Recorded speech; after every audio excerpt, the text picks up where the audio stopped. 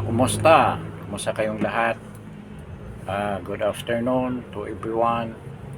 This is Justin Talk News PH. Before anything else, I would like to request na paki-like naman, paki-pindot yung like, paki-share, follow, and then subscribe to Justin Talk News PH. This afternoon, we have a lot of things to talk about. Marami tayong pag-usapan at ito unang issue natin, yung aftermath, yung nangyaring attempt to change the presidency ng Senado. Ano bang nangyayari talaga doon? So, merong maraming haka-haka, maraming chismisan, maraming mga impormasyon na lumalabas mismo galing sa Senado with regard to the details of what had happened. Pero walang official. Siyempre, di nila sabihin ang totoong pangyayari.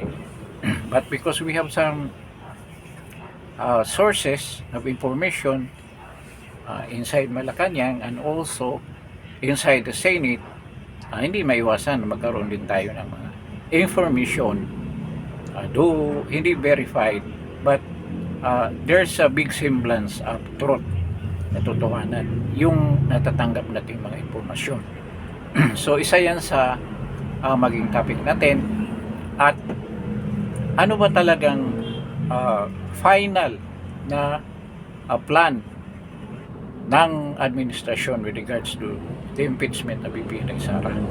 Saan ba ang direksyon? Maganda itong pag-usapan dahil maging aware tayo sa ginagawa ng ating kalaban. Sabihin na natin kalaban.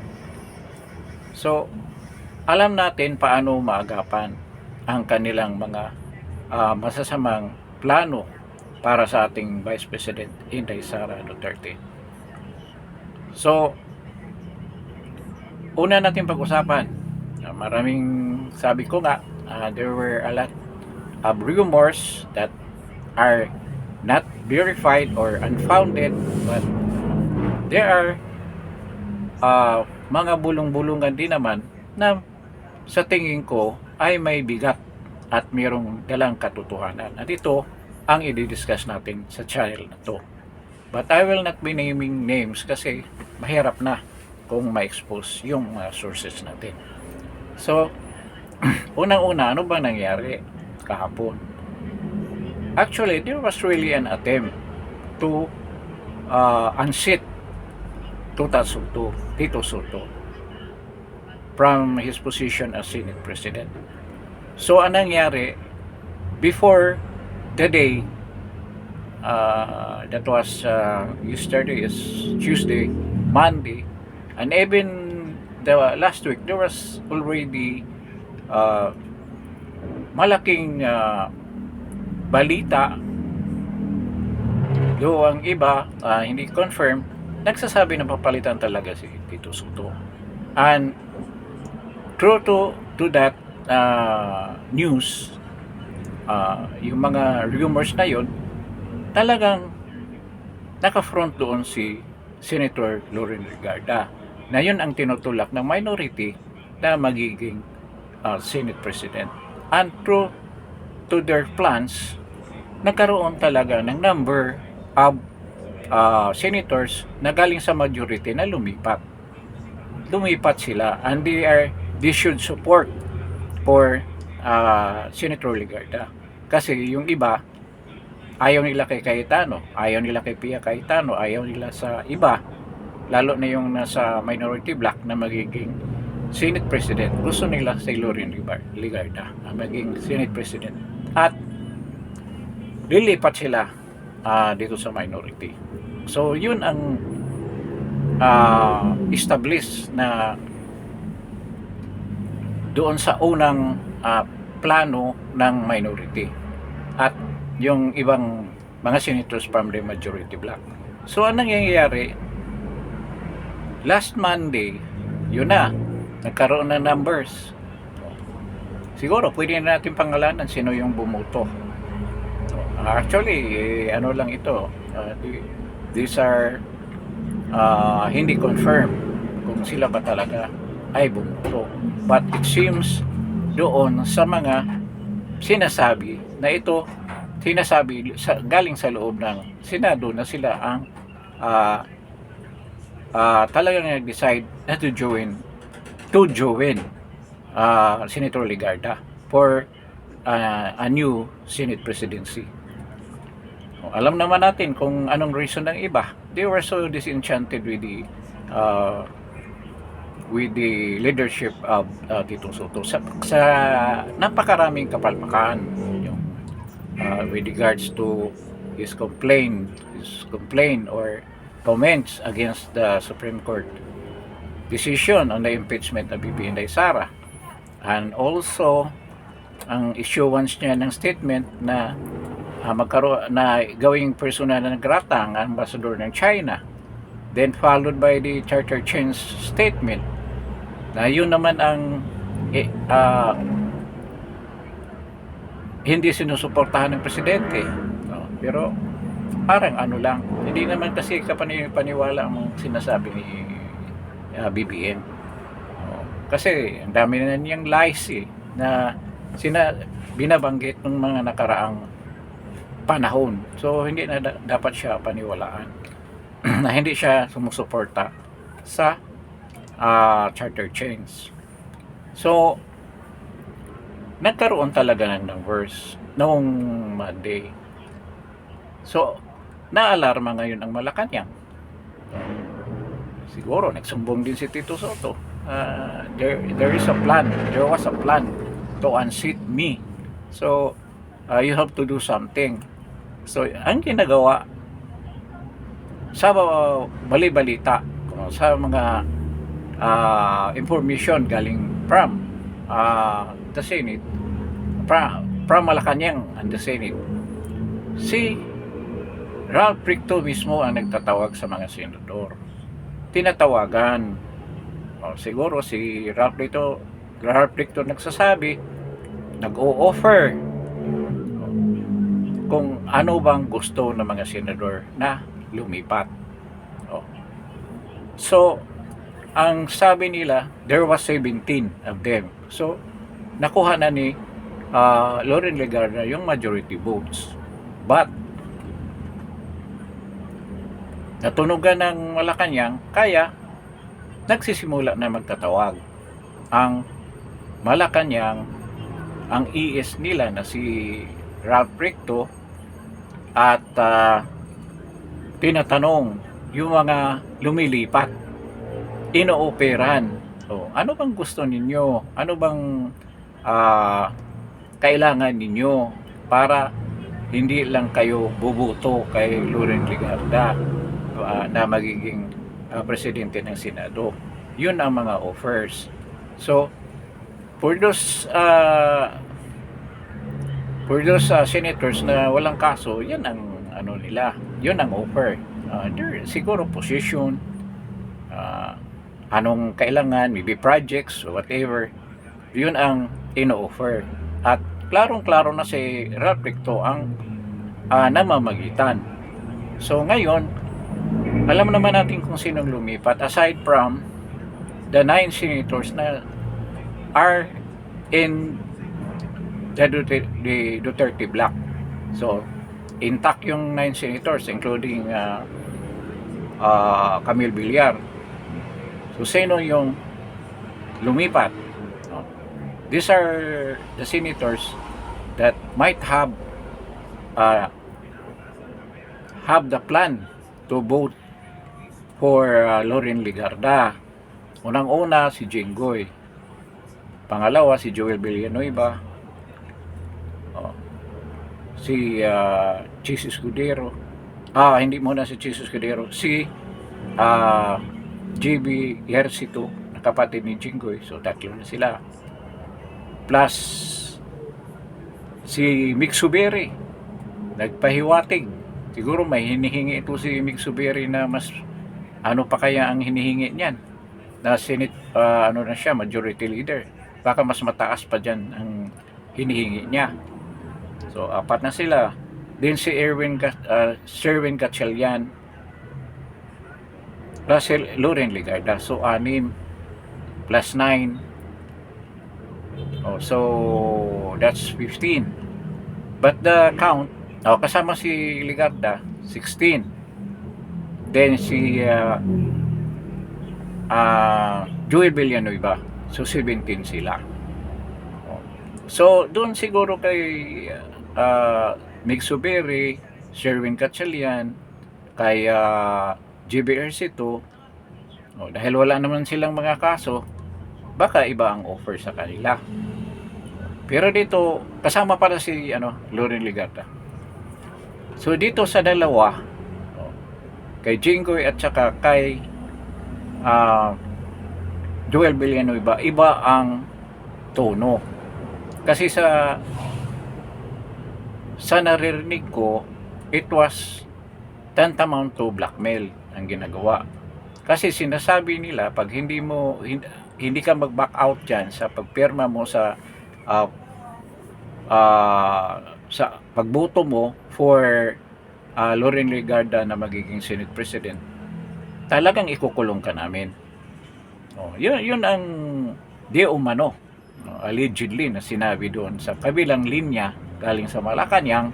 I am not saying na si Recto yung nagsabi, but there were other sources na mayroong nagsasabi galing sa Malacanang na talagang ikukulong sila kung hindi nila i-withdraw yung pagboto nila. So ito si Joel Villanueva at saka si Jinggoy Estrada. I don't know which is Escudero kasi hindi naman na-mention yung pangalan niya doon.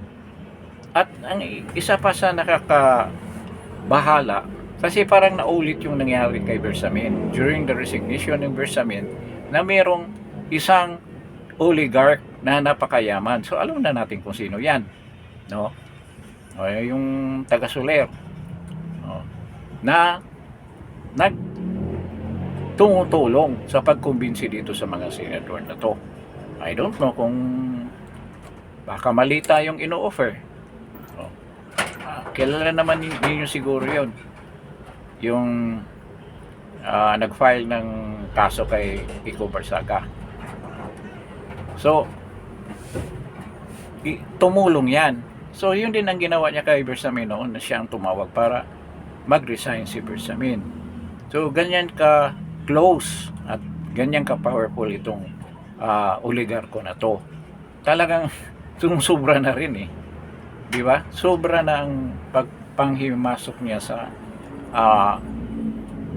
sa functionality, sa kalakaran ng ating pamahalaan, na siya ay isang civilian. Pero makita mo naman yung influensya. At ito, napaka-close kay Tambaluslos. So parang siya ang tumataya para kay Tambaluslos.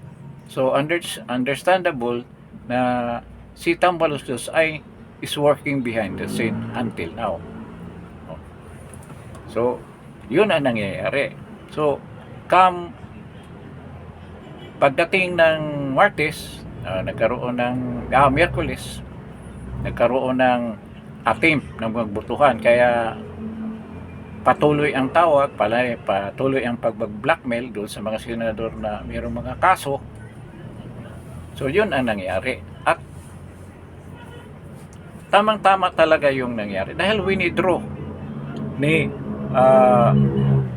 siguro may instruction din si Panfilo Lacson na i-withdraw mo nga yan. Ang balita nga ito, baka rin ito ni nung oligarko, ito si Lacson. Kaya yun din ang ginawa, winidraw yung kaso para kapalit doon sa pag hindi nila pagboto kay Loren Legarda as Senate President. So yun ang nangyayari. Kaya hindi naunsya may ang pagpalit ng presidente ng Senado. So tuwang-tuwa si Tuta Soto. Kaya nga ginawa nilang katatawanan, ginawang comedy bar na yung the later part of the session dahil panalo sila eh. Nakita ninyo. Ngayon,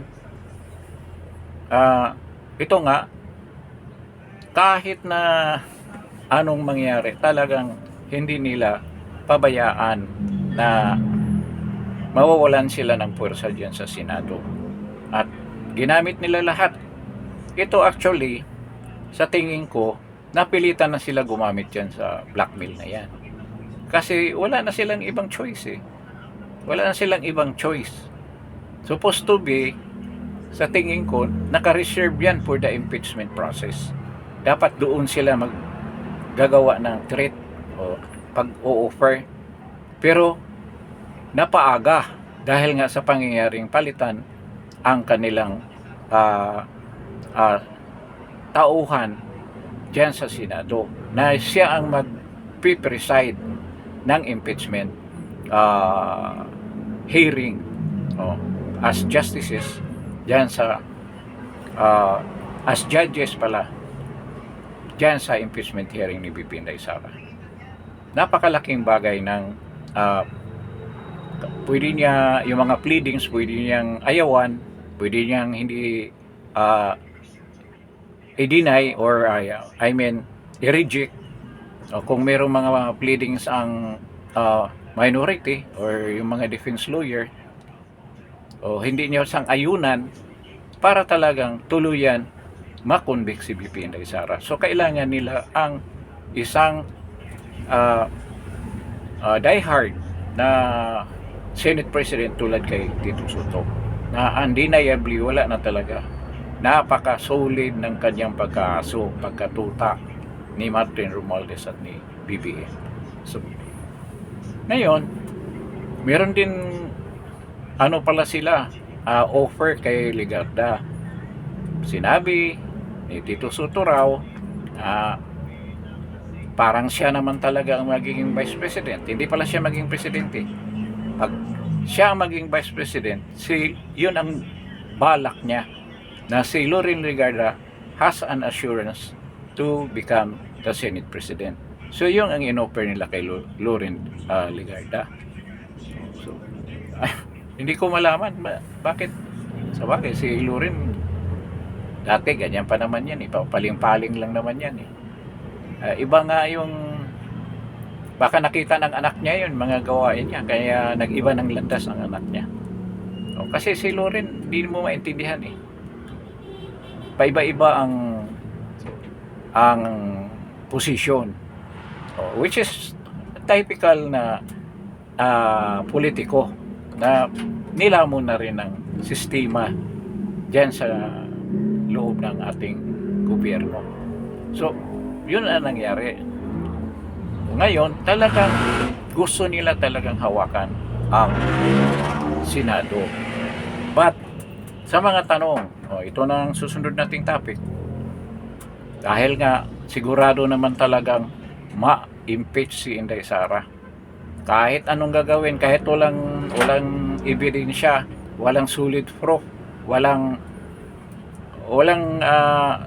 even napakaliit na consideration para ma-impeach si VP Inday Sara, itutuloy nila yan kahit wala silang prueba or ebidensya para lang talaga ma-convict si VP Inday Sara.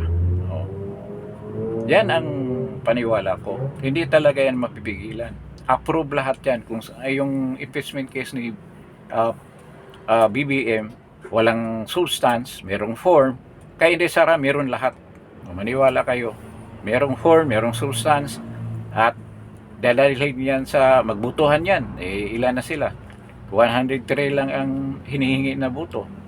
Pero kailangan idaan sa Committee of Justice at sa plenary para pag-usapan.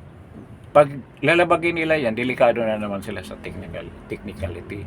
But despite sa lahat ng mga yan, mai-impeach pa rin si VP Inday Sara at ma-endorse pa rin yung impeachment complaint na yan sa Senado. At ngayon pa lang, pinaghahandaan na nila ni Tito Soto.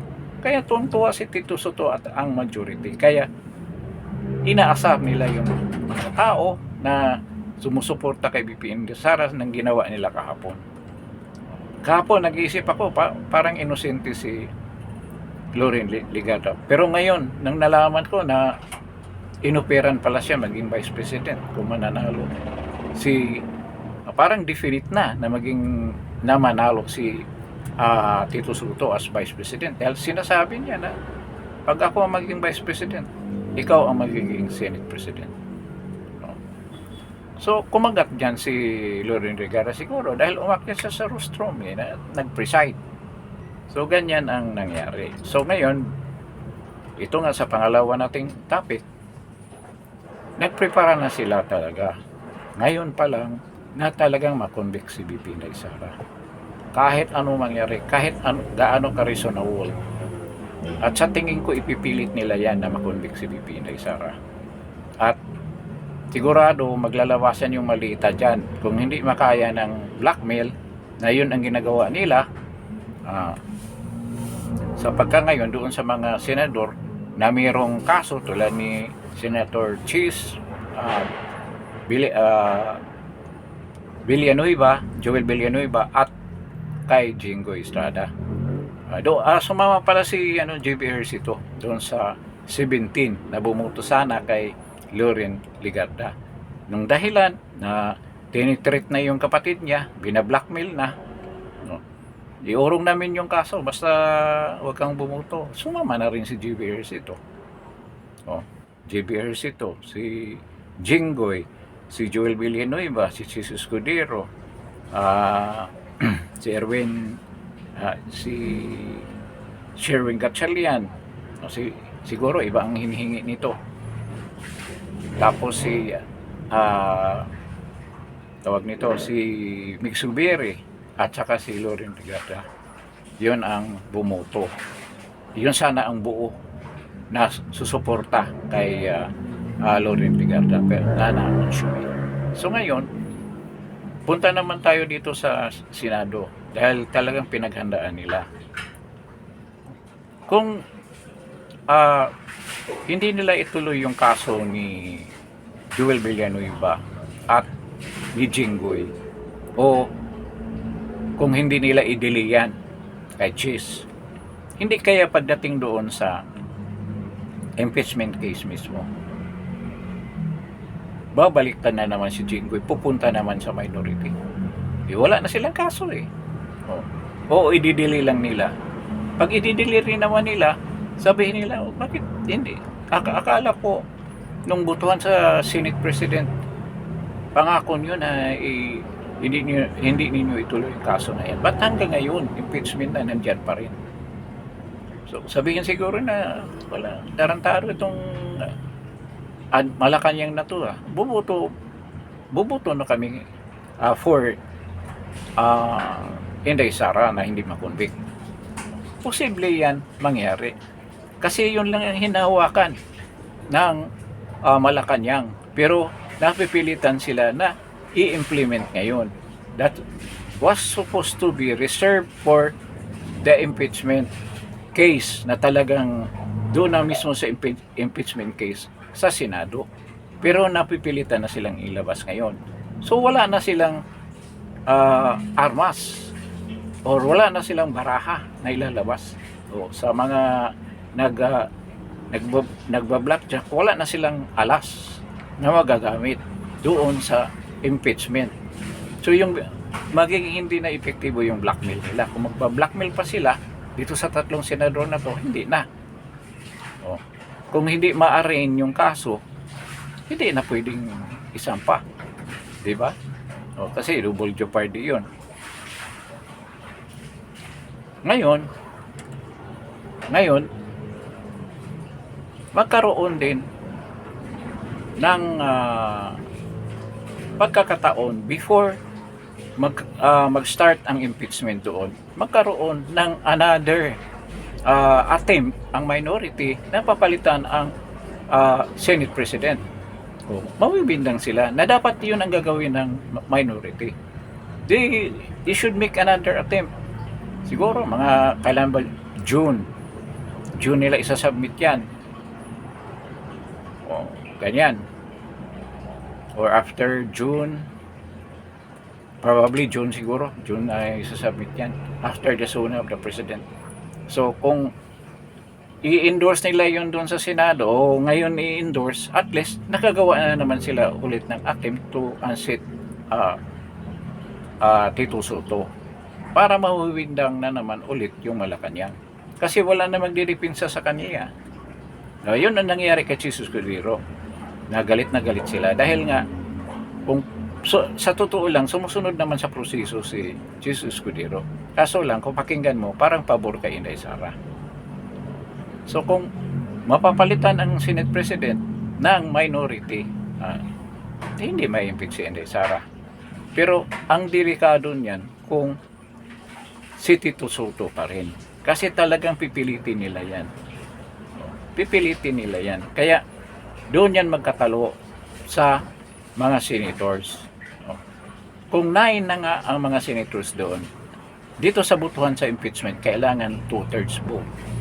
Ano bang 2/3 ng 24? 24/6. Kailangan 2/3, 18. 18. 2/3, 8.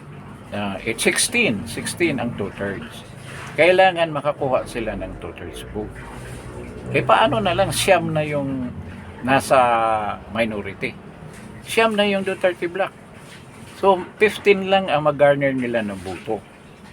Yun ang dilema ng Malacanang at ng majority block ng Senado. Kung dyan sa 9, hindi pa kasama si Pia Cayetano dyan. Hindi kayang babaliktad sa sa during the impeachment hearing na mismo doon sa Senado. Si JPR ito 9 na sila kung sabihin ni Jinggoy walang hiya tong na to, lilipat ako, bahala na kung hindi man lang nila ako, total naman nandiyan naman si Inday Sara, alam naman niya wala akong kasalanan, pwede niya ako ipardon kung ako ay makonvict. Dalawang senators. Di ba? Kahapon galit na galit si Joel Villanueva nang tinanong ng press. Kasi hindi malaman yung direksyon ng ng Malacanang. Noon sinabing wala siyang kasalanan dahil ina-attest ni Alcantara na hindi talaga siya ang binigyan ng pera. Ngayon, biglang nag-iba yung testimonya ni Alcantara na siya involved na naman. Kaya, baka mabuisit yan pagdating ng hearing mismo ng impeachment ni Sara sa Senado at babaliktad papunta ng minority. Maging majority na sila ngayon kung tutusin. So, kailangan ng 16 votes. 9 na yun. 9 na. Sobra ng isa. Ang kapatid ni Pia Cayetano na si Alan nandito sa minority. Sa Duterte block. Huwag mo sabihin hindi pupunta dito si Pia Cayetano. Kung tutusin talaga, hindi talaga may impeach si Inday. Kasi, numbers game nga yung impeachment. So dito pa lang hindi talaga siya ma-impeach. I don't know kung anong gagawin nila. At isang tanong pa rin kung ipipilit nila, hindi kaya magwala yung mga tao. Kasi kalakip kasama dyan sa pag-convict ni Inday na hindi na siya she will not be able to run public office, any public office at that. So hindi na siya makatakbo na presidente. Yung sinasabi naman na iba, nandiyan si Basti, hindi. Ilalaban natin yan. Totoo naman na pwede si Basti, pwede si Pulong. But, ngayon kasi lahat nakapokus kay Inday. Ilaban natin. Kukunti lang yan sila. Nasa position lang sila. Yun lang ang advantage sa kanila. Kasi kaya nilang, ang government natin, weaponize ang lahat na department para lang sirain si VP Inday Sara. Ngayon, kung talagang itutuloy nila yan, I think magkaroon ng people power. I think lalabas ang mga tao kung talagang ipilit nila yan. So, this will be the culmination ng regime ni Marcos. Kung talagang dayain pa nila yung impeachment case ni VP Inday Sara na makonvict siya. sigurado ako na magkaroon talaga ng malaking kaguluhan kung gagawin nila yan. Bakit? Kasi alam naman natin na wala talagang kasalanan si VP Inday Sara. Oh. Ngayon, natatabunan na yung flood control. Yung intelligence pa ni confidential pa ni BBM na napakalaki. Yung mga congressman na na-involved dyan sa ghost projects, nakakalimutan na. Oh. Doon sa report ni Lacson, hindi nga na-mention kahit isang congressman, si Kahayon lang ang nakasama dahil Duterte supporter. Meron ba siyang ilang beses minention si Romualdez? Wala. So nakita natin ang laro ng mga oligarko at oposisyon. Marami silang pera dahil nakadikit dyan si Rason sa kanila, si Enrique Rason. Yan ang financier nila sa totoo lang. Kung maubos na yung mga ninakaw nilang pera sa flood control ghost projects. So, kita mo, pakapalan talaga. Nakita mo naman yung butuhan eh. Kaya imposible yung mga bubuto doon sa pagbasura ng impeachment case ni BBM dyan sa Kongreso, yun din ang bubuto labang kay Inday para ma-impeach si Inday Sara. So klaro yan. Kaya dapat labanan natin. Kukunti lang yung mga yan, ang dami-dami natin eh. Makita mo naman doon sa survey. Oh. Sa Mindanao pa lang, 96% ang approval rating, trust rating. Then yung preference niya, napakataas, presidential preference survey sa Visayas. Oh. Then dito sa NCR, lamang pa rin si Inday. Kahit teritoryo ng mga bangag ito. At even Luzon. Ultimately, habang papalapit ang eleksyon, lalong dadami ang suporta ni VP Inday Sara. Kaya, kung mangyari man na i-convict nila si Inday Sara, in the offing, talagang lalabas ang mga tao at matutupad na yung people power. I hope maubos na ang pera ni Browner. Or, retire na si Browner on the time. Siyempre, ang papalit din dyan, we'll hope na makamalita rin. Di ba? Kaya wala talaga yung KEP natin. Ibig sabihin, nakaka-discourage. Gusto sana nating respetuhin yung mga sundalo at kapulisan. Pero parang wala silang walang skeleton, hindi sila makatayo. Hindi sila makalaban. Tulad ng mga nakaraang mga taon. Talagang lumaban sila. Kipagbarilan pa nga dyan sa Ayala. Yung after the Cory, during the Cory administration, ilan ang kudita na nangyari dyan. Yun talaga. Wala pa nga silang leader noon. Wala pang tamang kausa. At hindi suportado ng mga taumbayan ang kanilang kausa. Pero dahil nga sa dismayado sila, lumabas sila. Pero ngayon hindi. I don't know anong nangyari sa ating militar. Mga kapulisan, nakakadismaya. At kaya minsan naisip din natin yung mga tulong ni President Duterte sa military na pagkalaunan hindi man lang nila din ipinsahan. Sa ibang bansa nagkakapaksyon na yan eh.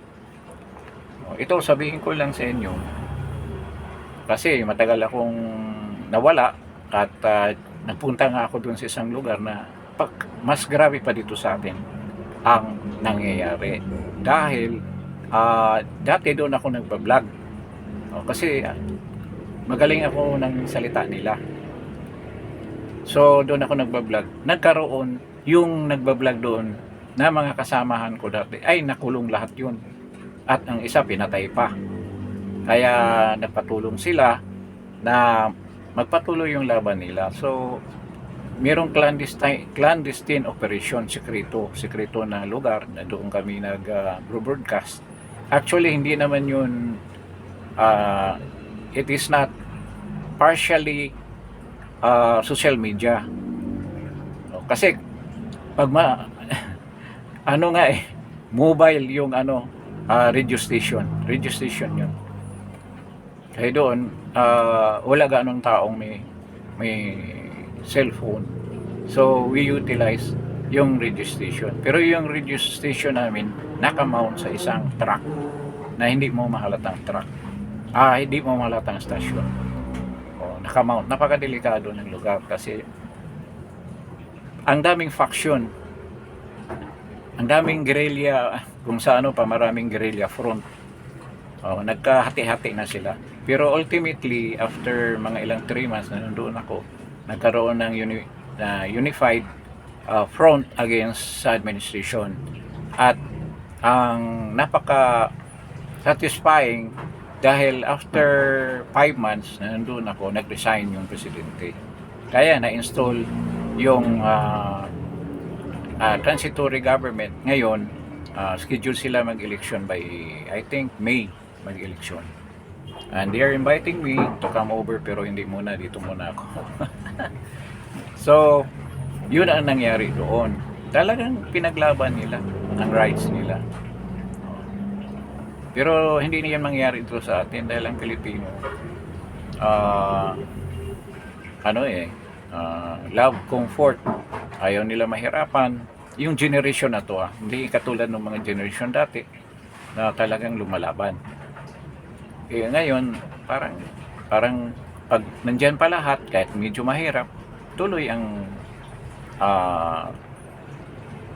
buhay nila na hindi na kailangan lumaban sa gobyerno. Baliwala na lang yun, nasa buhay na lang yun. Doon na lang sila nagpo-focus sa kanilang mga gawain, mga trabaho.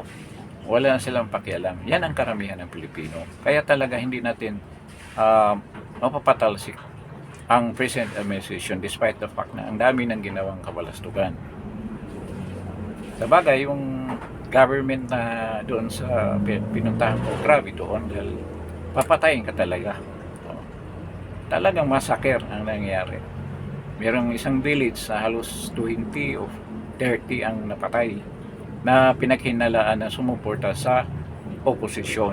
Pero hindi yun sa faction kasi yung sinamahan ko ay napakalaking faction yun. Actually, majority nandoon yung mga legitimate na politicians nandoon sa grupo na yan. Yung iba, mga splinter group lang yan, which later on bumalik din sila doon sa malaking faction. So ganyan. So ngayon, ito nga, kung wala na talaga tayong mapagbalingan ng ating, or what I'm saying is that magiging hopeless na tayo, doon na tayo magbigay ng ating suporta. So kahit late na siguro yun, wala tayong magagawa kung ganyan na mangyari. Pero kailangan talaga ngayon lumaban tayo para ma-preserve ang ating country, maalis tayo dito sa kahirapan na nangyari ngayon sa ating bayan.